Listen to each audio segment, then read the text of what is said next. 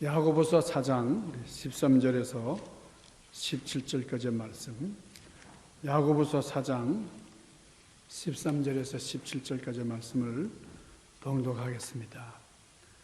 들으라, 너희 중에 말하기를 오늘이나 내일이나 우리가 어떤 도시에 가서 거기서 1년을 머물며 장사하여 이익을 보리라 하는 자들아, 내일 일을 너희가 알지 못하는도다. 너희 생명이 무엇이냐? 너희는 잠깐 보이다가 없어지는 안개니라. 너희가 도리어 말하기를 주의 뜻이면 우리가 살기도 하고 이것이나 저것을 하리라 할 것이거늘, 이제도 너희가 허탄한 자랑을 하니 그러한 자랑은 다 악한 것이라. 그러므로 사람이 선을 행할 줄 알고도 행하지 아니하면 죄니라. 아멘.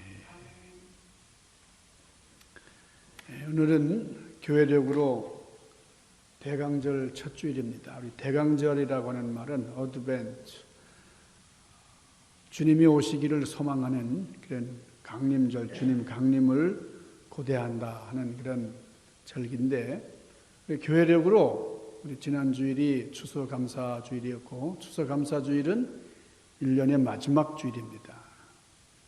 1년 마지막 감사로 결산을 하고 대강절, 새로운 한 해를 시작하는 그날이 바로 이제 오늘인데요. 지난 2021년이 시작된 지가 좀 며칠 되지 않은 것 같은데, 얼마 되지 않은 것 같은데, 이렇게 세월이 빨리 지나고 말았다. 참 빠른 세월의 흐름 속에서 오늘 우리는 대강절 첫 주일을 맞았습니다. 오늘 말씀에 보니까 들으라, 너희 중에 말하기를 오늘이나 내일이나 우리가 아무 도시에 가서 거기서 1년을 유하며 장사하여 이익을 보리라 하는 자들아, 이렇게 말합니다. 계획을 세우는 거죠. 우리가 이제 새로운 한 해를 시작하면서 이제 많은 계획을 세울 텐데, 이런 계획 저런 플랜을 이렇게 다 세우지만은 1년 계획 아니면 5년, 10년, 몇십 년 계획을 우리가 세울 수가 있습니다. 새해에는 내가 반드시 이것을 성취하겠다, 이런 일을 해보리라, 이제 그런 계획도 필요합니다.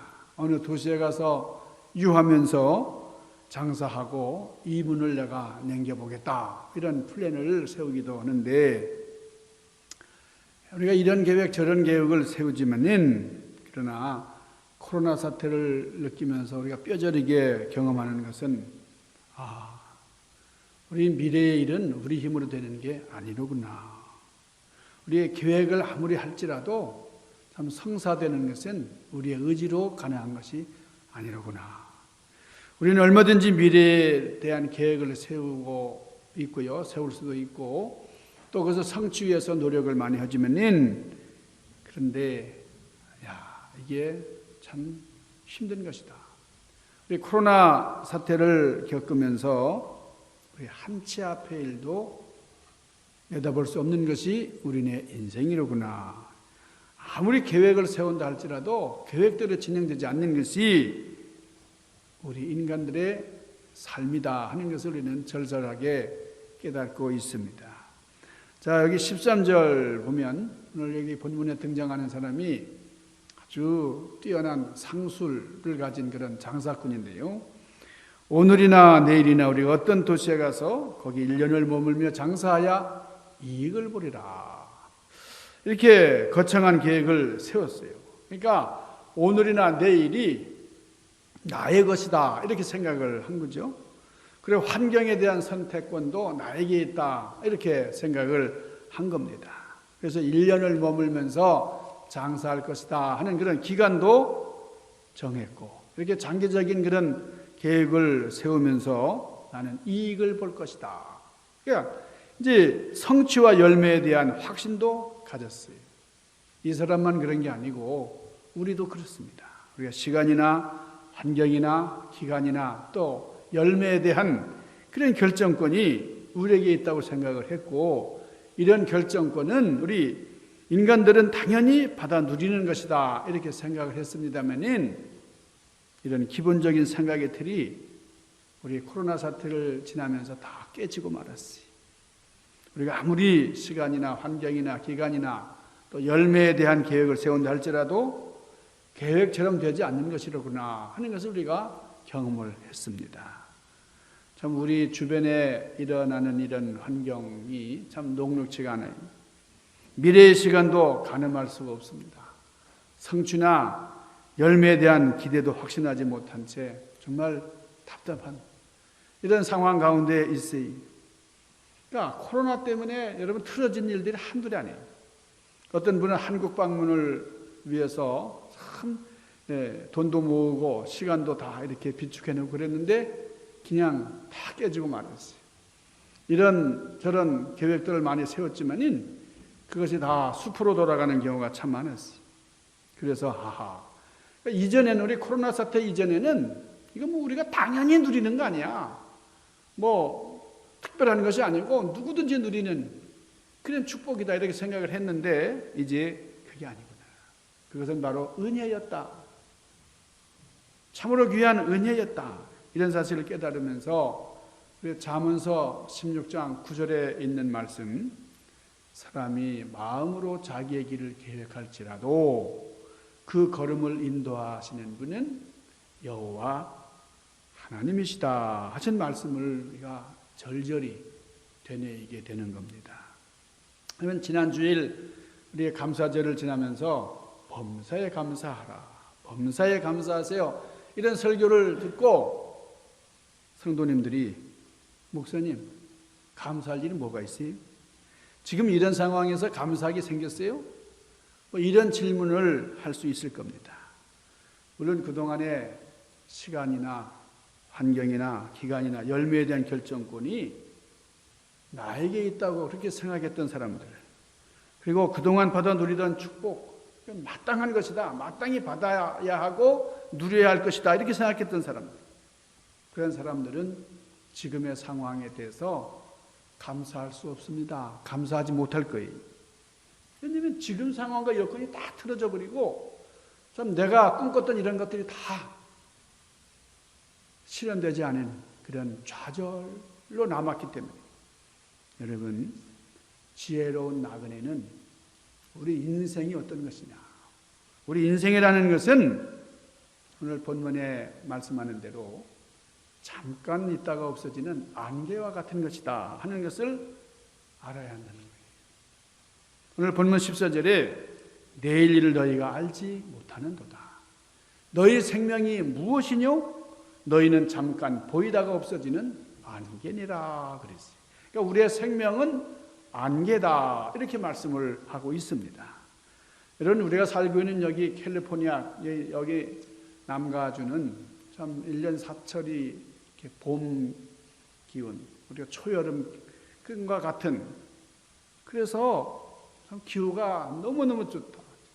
그렇지만은 낮과 밤의 온도차가 너무 심하기 때문에 밤에는 이슬이 내리고 그리고 아침에는 안개가 끼는 날이 참 많아요. 특별히 겨울이 되면은 그게 아주 심합니다. 그러니까 새벽에 이제 교회 마당에 이제 나가 보면은 처마 끝에서 이슬방울들이 이렇게 떨어지는데 이게 막 핏줄기처럼 흘러내립니다. 그리고 새벽에 안개가 자주 끼는데 여러분 차 이렇게 운전하려면은 그 차창에 안개가 많이 껴가지고 그것을 우리가 이제 닦아내는데 좀 고생들 좀 하시잖아요. 안개가 뭐예요? 아침이 되면은 온 천지가 안개가 돼서 아무것도 안 보입니다. 꽉 차 있는 것 같아요. 그렇지만 해가 중천에 뜨면은 그게 언제 있었냐는 듯이 그냥 흔적도 없이 사라지고 마는 것이 안개입니다. 온 세상을 차지한 것처럼 호령하지만은 해가 뜨니까 뭐 찾아볼 수도 없는 이게 안개예요. 그게 바로 인생이다. 우리 인생이 마치 이 안개와 같은 것이다라는 거예요. 여러분 몇 년 후, 몇십 년 후에 얘기를 하는 게 아니에요. 언제요? 내일 일을 알지 못한다. 그러니까 너희들은 한치 앞의 일도 모르는 그런 안개와 같은 인생이다. 이것을 말씀을 하고 있는 거지. 여러분 우리 인생이라는 게 안개와 같은 건데 우리 인생이 안개라고 하면은 안개가 내일을 보장할 수 있습니까? 안개가 내일을 자랑한다고 하면 이건 참 우스운 일입니다. 안개는 내일을 자랑하면 안 됩니다. 안개에게는 내일이 보장되어 있지 않기 때문에 그래요. 예레미야 9장 23절에 보면 이렇게 말씀합니다. 지혜로운 자는 자기 지혜를 자랑하지 말고 용사는 자기 힘을 자랑하지 말고 부자는 자기 재물을 자랑하지 말라. 이렇게 말씀을 했어요. 여러분, 자기 자랑하다가 망하는 경우 많습니다. 여러분이 신약성경에 보면은 헤로드 왕이 그 부하들이 아부를 하는 왕이시요. 왕이 하는 연설은 신이 하는 것 같습니다. 하나님이 하는 음성과도 같습니다. 막 이렇게 아부를 하니까 너무너무 좋아가지고 말이에요. 그래서 그렇지, 내 연설은 뭐 하나님 연설하는 것과 같아, 이렇게 자랑을 하다가 오만해가지고 결국은 벌레에 먹혀가지고 죽는 그런 끔찍한 말로를 가져오고 말았어요. 벌레가 먹어서 죽는 불상사를 당한 이 헤롯처럼 말이죠. 여러분, 저 북한의 김일성, 저 카터 대통령, 지미 카터 대통령이 이제 특사로, 대북 특사로 북한을 방문했던 일이 있어요. 그때에 이 카터 대통령을 만난 김일성이 얼마나 건강을 뽐내며 자랑했는지 몰라요. 자기는 뭐 너무 건강하다고, 내가 왜 이렇게 젊은지 모르겠다고 말이에요. 근데 얼마 되지 않아가지고 그냥 돌연사하고 말았어요. 특별히 여러분, 금년처럼 눈에 보이는 감사의 조건이 보이지가 않아요. 눈에 보이는 감사의 조건이 마땅하지가 않아요. 그럴 때는 우리가 자랑할 것이 별로 없다. 여러분, 나에게 시간 주시고 생명 주신 하나님의 은혜를 감사하면서 바로 지금 감사해야 한다고 하는 사실을 새삼새삼 깨닫습니다. 자, 오늘 본문 중에 결론적인 말씀은 17절, 우리 야고보서 4장 17절입니다. 그러므로 사람이 선을 행할 줄 알고도 행하지 아니하면 그것이 죄다, 죄니라. 그러니까 선을 행해야 되는데 행할 줄 알면서 행하지 않아요. 이것은 죄다. 어느 날 돼지가 이렇게 투덜거렸답니다. 왜 사람들은 나만 보면 그렇게 불평을 할까?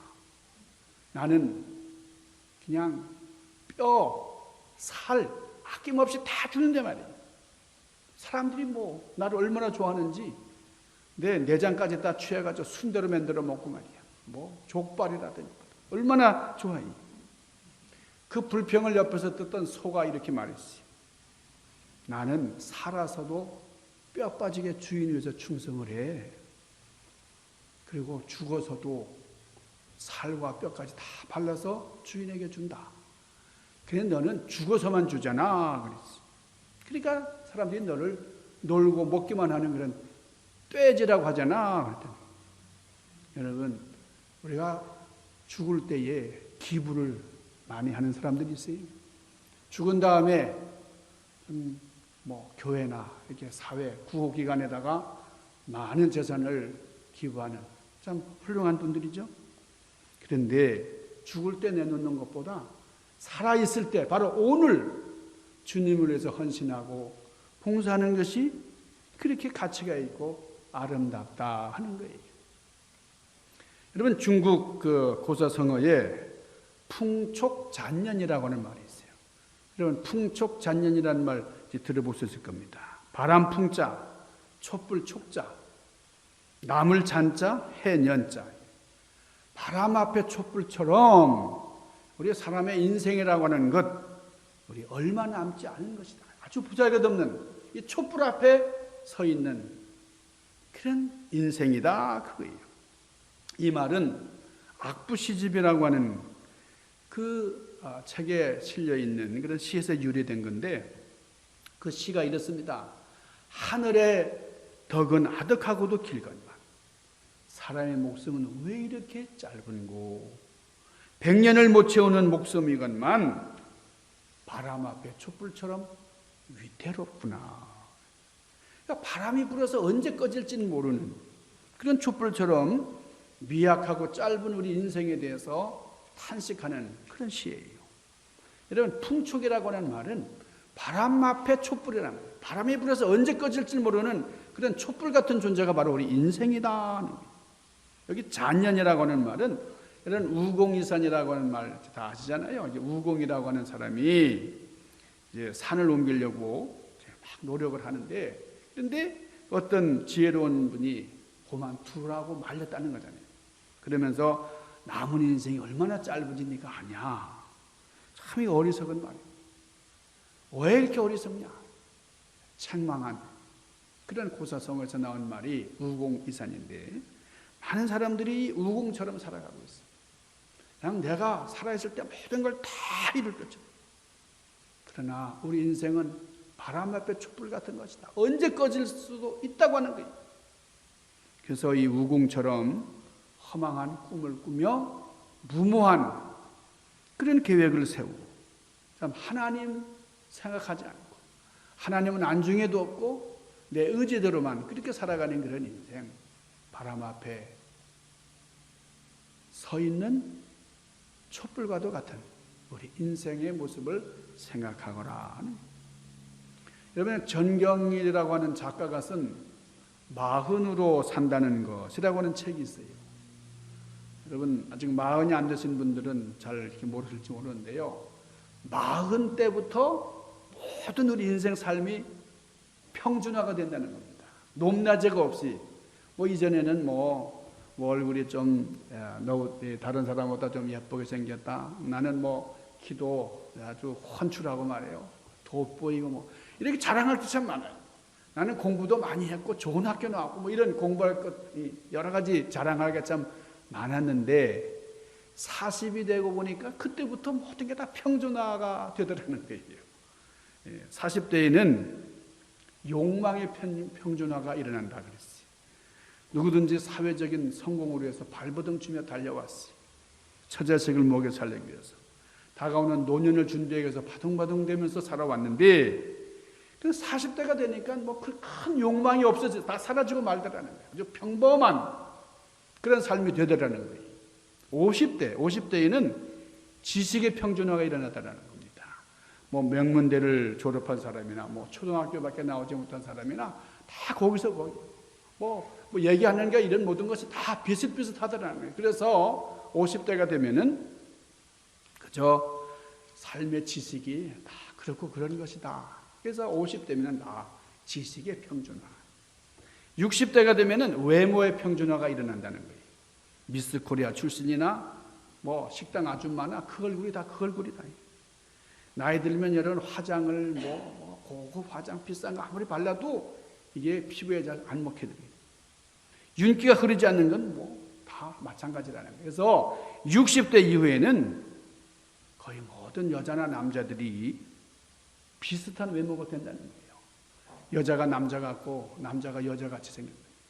그래서 60대에는 외모의 평준화. 70대에는 성의 평준화가 일어난다는 겁니다. 왜 남편이 있는 여자나 뭐 아내가 없는 남편이나 다 비슷하다는 거예요.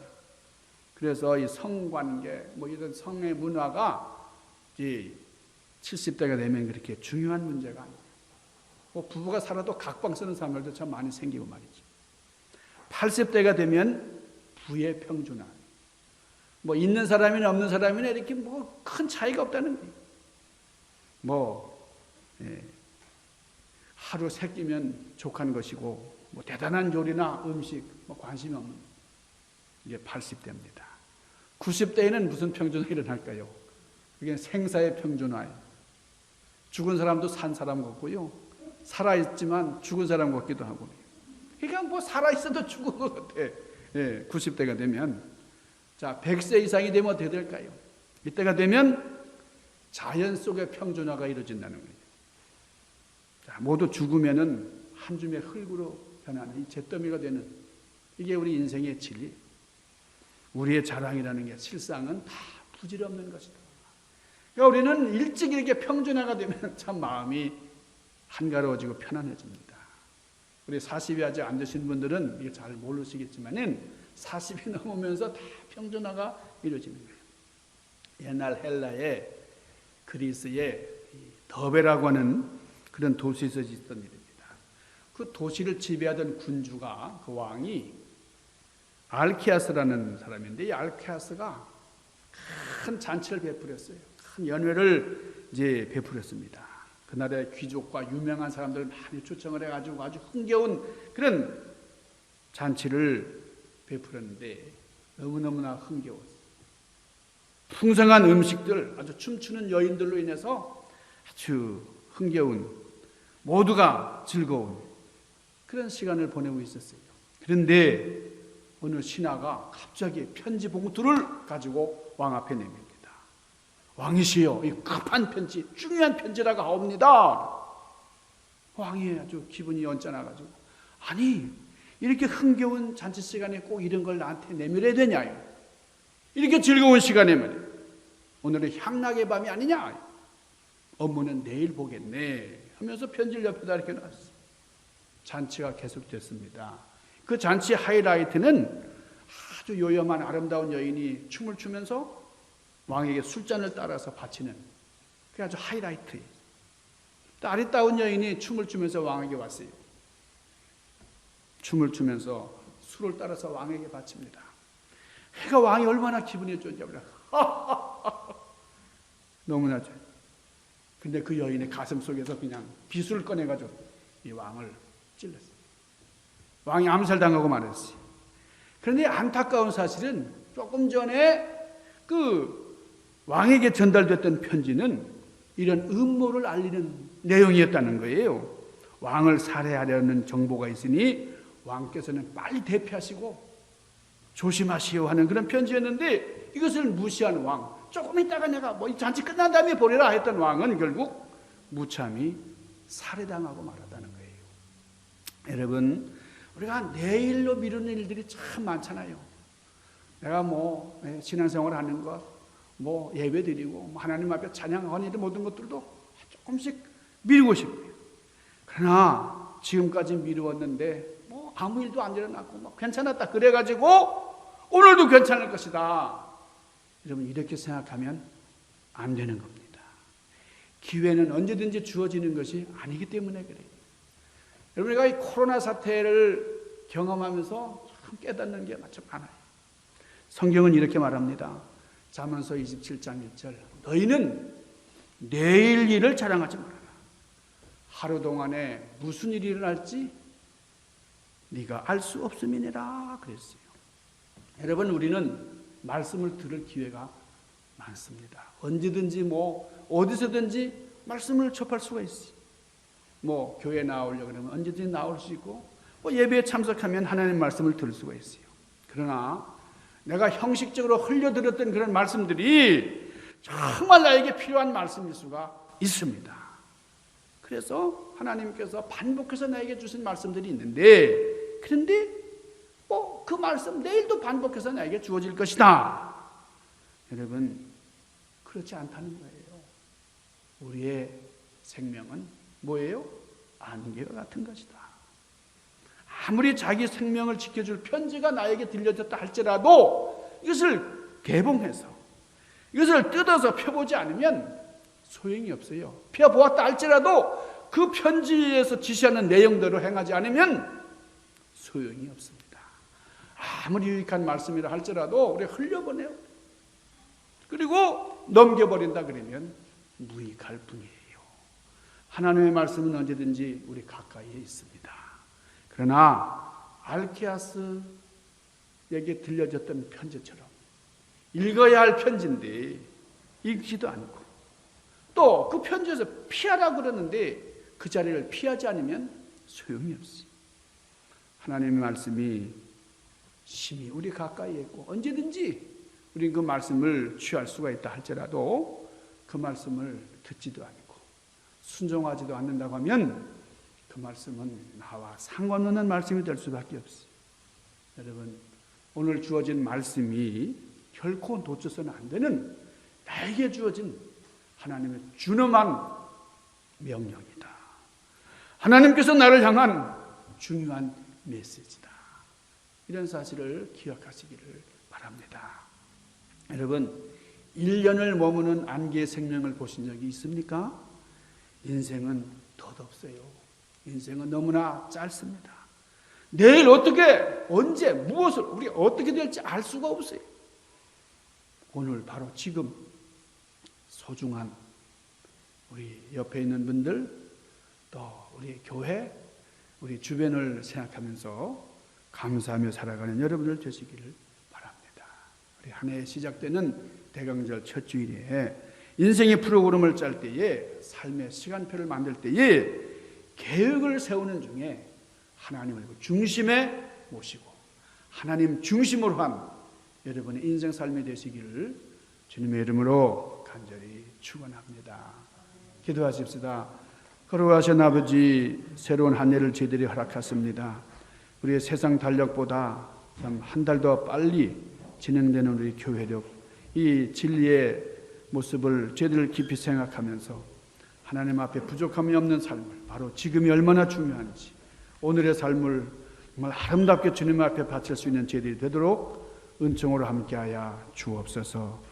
지금 내 옆에 있는 사람들이 얼마나 중요한지, 바로 오늘 또 주님 앞에 나온 이 제단이 얼마나 귀한 아름다운 삶의 공동체요, 신앙의 공동체인지를 깊이 생각하면서 주님께 감사하고 주님과 더불어 한 해를 새롭게 경작하는 저희들 삶이 되도록 은총으로 함께하여 주시옵소서. 예수님 귀하신 이름으로 간절히 구하옵나이다.